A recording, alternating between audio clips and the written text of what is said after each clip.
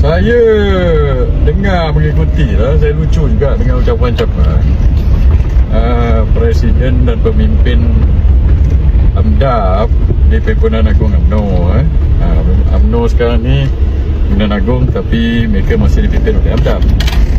Dan maka pemimpin-pemimpin AMDAP ni, dia katalah dia buka dan jemput balik orang-orang dan pemimpin-pemimpin UMNO yang lama, yang dipecat, yang digantung dulu, yang dah masuk parti lain atau yang tak masuk parti lain balik kan.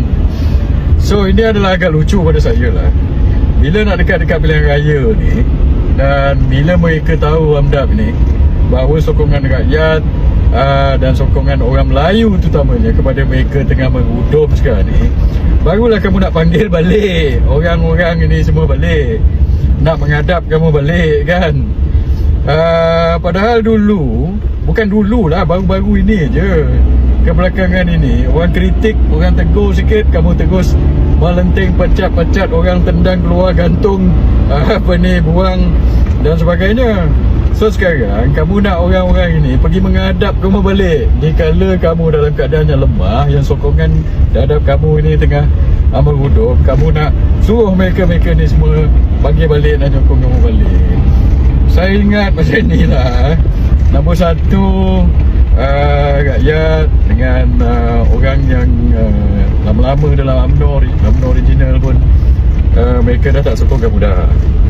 So kalau kamu panggil mereka balik dikala kamu sekarang ni memerlukan sokongan, desperate memerlukan sokongan, maka nampak macam kamu ni gila talak pun ada juga.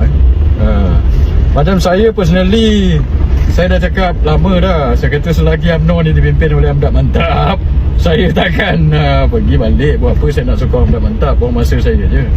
Nombor satu. Dan satu lagi KJ tu dah 2-3 kali nak masuk UMNO ni. Dah berapa kali dia datang. Itu adalah satu dia punya apa ni, hint lah, dia nak balik.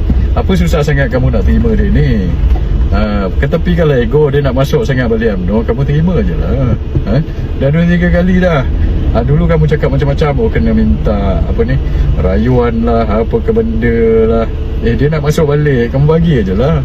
Orang yang nak masuk balik, kamu jangan bagi macam-macam syarat sebab ramai orang tak nak masuk AMDAP mantap ini.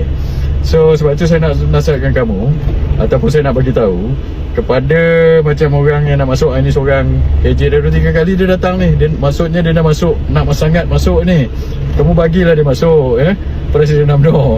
Kepada yang lain itu, saya tak rasa mereka nak masuk balik.